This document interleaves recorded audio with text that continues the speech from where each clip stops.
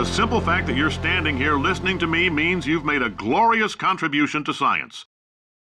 Okay, hello everyone, welcome back to the third episode of this tutorial. Basically, just in this episode today, we're going to continue on from the second episode, like with the idea of puzzle elements and like what you can put into your test chamber. If you haven't already, obviously watch episode 1 and episode 2.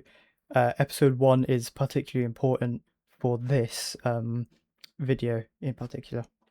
Okay, just before we get started, I'm going to pop up a list of what we're going to do in today's episode, like I've done in every other episode, just for a couple of seconds, so you know what we're going to do today. So the first thing we're going to do before we put any more puzzle elements in our map here is that if you followed the tutorial in the first episode, you'll know that when we made our little room here, we placed down a brush, which I forgot to mention. A brush is literally just like an object, like could be a cube, a sphere, anything like that.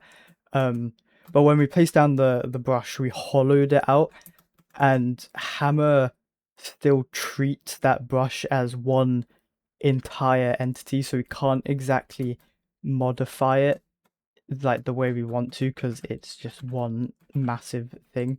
Like, let's say I just wanted to select this wall, you can't, because it selects everything else. So literally all we're going to do is remake this room using individual brushes. Okay, we can literally just start by deleting this old room, and once again clicking on the block tool right here, and we're just going to make a floor. So in our side 2D view right here, we just want to drag out a floor like that. I feel like that's decently sized. Select the texture you want to apply onto the brush. I'll just find a nice looking one. Let's just use this one. How about that? And then we just hit enter, and you should have a floor. I'll do the exact same thing just for the walls now. So I'll once again block tool, draw this out on our side view, and I'll make it 256 units high, which you can see right there. I'll just change the texture again, and let's just use a basic like tile kind of thing. Yeah, let's just use that. We can hit enter on that, and you'll see we have a wall. And I'll teach you how to kind of like copy, well, not copy and paste, but duplicate objects basically. If you literally just in whatever view, hold down shift, click on it, you want to drag this across, and then you want to let go of your click and let go of shift, and there you go, you literally have duplicated your brush just like that. I'll do the exact same thing just to make the other two sides of the wall. So if you want to select multiple objects or brushes in your map, by the way, you want to hold down Control, and then you can select multiple things. So once you have those two selected, I'm going to do the exact same thing where I'm going to hold down Shift, drag it just a bit, I'm going to move it back in place, and it may not look like it, but you've duplicated it. I'm going to click anywhere in here, and you'll see these 4 points have changed, and I can simply just rotate it around. I'll just quickly chuck in a ceiling as well. So same exact thing with the duplicating. You can literally just duplicate the floor and drag it up with shift and click, and I'll just change it to a nice ceiling texture. If you want to change textures after they've already been set, you can easily do that with, I'll just change it to that. You can easily do that with the apply current texture button right here. Okay, changes. Okay, so now that we have a map that we can properly edit, we can start putting down some extra like puzzle elements basically. The first one is probably the most important one you're going to use in like basically every test chamber you make. If we just plop down an entity right here and we double click on it and we change it to func underscore instance right here. You just hit apply on that. Func underscore instance kind of acts as like a prefab. Basically, they're like preloaded models for you to use and just kind of plop into your map. We're going to be making a cube dropper just to obviously drop down a cube using the chute. Okay, so I'll just, because we're going to be activating this with a button, we have to name it. So I'm just going to rename it to cube underscore dropper. Just hit apply. And this is the most important thing. This is where you actually set the model or the prefab you want to use. Under here, VMF file name. You want to hit browse, and ooh, I already have it open there, but it should take you to something exactly like this. And this is why it was really important that we downloaded the instances from the Portal 2 Community Edition GitHub. We did that in episode 1, so if you haven't done that already, make sure you do that. We put them in this instances folder, which is in the same folder as our map. So you just want to open up instances, and then there should be a folder called cube droppers. Just want to select that, and you'll see you'll have all these different types of cube droppers for you to use. I'm just going to use the clean one from the game. There we go, we have it set. You just hit apply. It may not change, but if you just click the X right here, there you go, it sets it. Okay, so I'm just gonna quickly move this into a more spacious part of my level and actually put it in the ceiling so it properly comes out like that. The only issue we have right now is that obviously the ceiling is blocking the actual like cube from dropping down. So this is another tool that we can learn in order to like cut things out. Basically, if we just select our ceiling here, come into here, and we want to use this tool called the clipping tool. We just want to select that, and this basically lets us draw lines on our objects, and then those lines will let us cut out that specific part of the object. So right here, as you can see, this is the cube dropper. I'm just going to draw a line like that, and note that you'll see how one side's white, one side's red. The red side means that it's going to delete all of that. If you want to change that, when you click on the clipping tool again, it flips that, so it deletes this side and it keeps this side. But if we click on it a third time, then it keeps both sides, which we want. So we just want to hit enter, and then it should have separated your brush into two separate parts like that. Okay, one thing I forgot to mention here is that if you want to make more precise like movements or cuts, because in this instance I have, if you see on the bottom here, snap on grid, I have it set to 64, and if I go on my clipping tool and I try draw a line, you'll see that it's not going where I want it to. It's not making a hole just for the cube dropper. So what we want to do is, you'll see these two buttons right here, smaller grid and larger grid. These increase, so this one decreases and this one increases the grid size, just so you can have like more precise movements basically. You can also press the square brackets and that will increase and decrease them. Okay, I've just cut out a tiny little hole right here in the middle of my cube dropper on the ceiling here, and you can actually just select it and hit delete, and don't worry about this no draw stuff, but there we go. We have a little hole for our cube to actually drop down from. Circular holes would be preferred, but those can get a bit complicated, and just for tutorial's sake, square holes are absolutely fine. Okay, now we're going on to the actual logic of the cube dropper. The cube dropper instance that we downloaded from the GitHub works a bit differently from the base game one, and in my opinion is actually much easier. If you still have this weighted storage cube that we made an episode ago, you can literally just move this cube into the dropper right here, and it will automatically detect what type of cube you put in there, and it will literally just dispense that. Next, I'm going to put like a button right next to this cube dropper. So we'll once again put down an entity, and we'll rename the class to a prop_button. Hit apply on that, and you'll see it's made like this standing button kind of thing. I'm just going to rotate mine quickly so it's facing the player when spawning.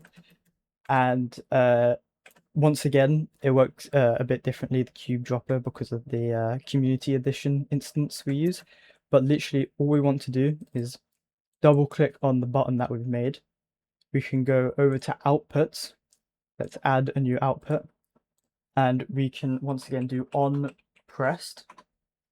We'll target the cube dropper via this input, and there's only one input for the cube dropper. It's a bit long, that's why I'll just use this drop down menu, but you literally just want to do that input. You hit apply, and if we compile our map now, it should use the cube that we placed inside of the dropper, and this button should drop the cube. Okay, here I am in the level quickly. It's a bit bright, Jesus.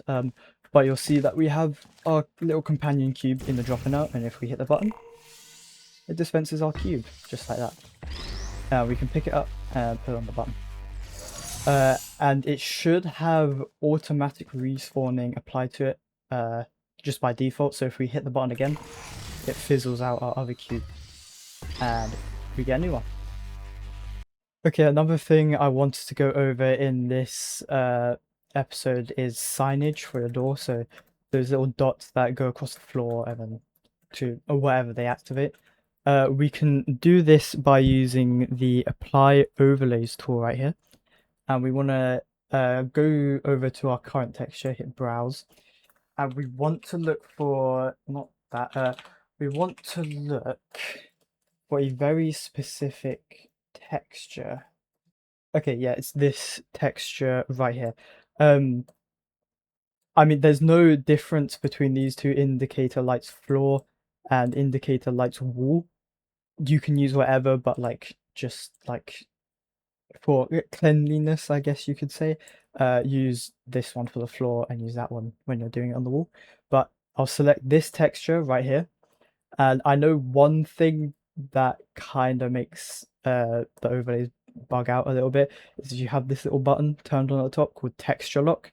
If there's any issues like with the texture not like stretching or moving properly, just disable that. I usually disable it and it fixes it. So we want to select the apply overlay tool right there and make sure you have that texture, and you can literally just click anywhere, and there we go, it creates that overlay right there. If there's any like Z fighting or whatever, don't worry, it fixes that for you. I'm just going to move this a bit closer to my button. It would help if I didn't have the floor selected.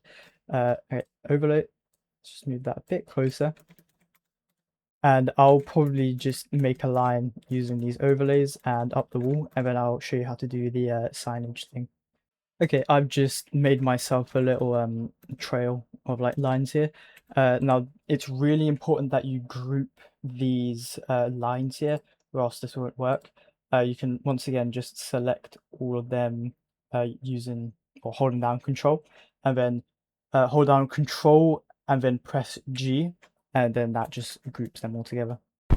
Okay, hey, so it turns out that I'm really stupid, and I forgot to mention the fact that once you've grouped the little overlays on the floor, you have to name them. You have to name them as one group basically, or then it just activates only one of them. So forgot to mention that. Do that or else it won't work.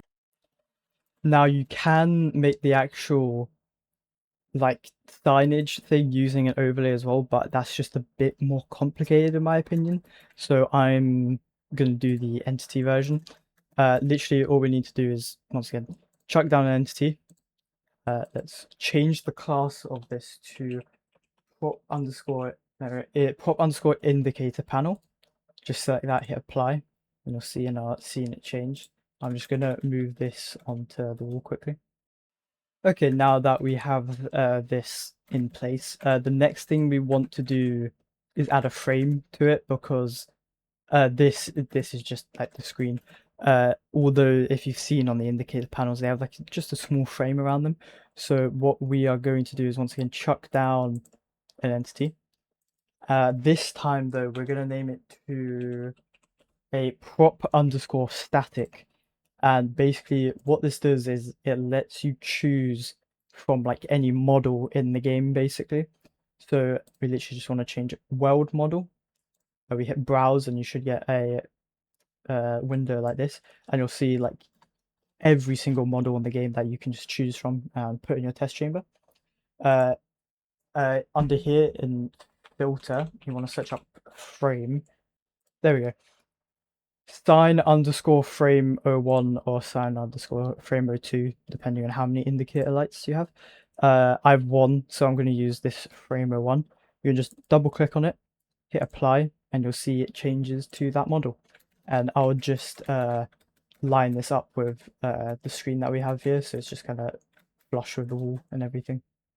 Okay, now that we have this indicator panel that's in our scene, we want to click on the actual panel itself, double click on it, and we want to give it a name. That's very important. I'm just going to name it to panel, hit apply, and it should say right here indicator lights. Now it's really important that you grouped all your indicator lights that were running across the floor here. So once again, we can just go back into here, indicator lights. You can literally just use this eyedropper tool here, and then you can select your overlays like that. Now this is the final step. We literally just want to set up the logic for the button to also like check that indicator panel. So we want to go into the button, go into its outputs. We want to copy and paste or create a new on_pressed thing. And we want to change the target entity to the panel. And we want to make via this input, we'll change that simply just to check.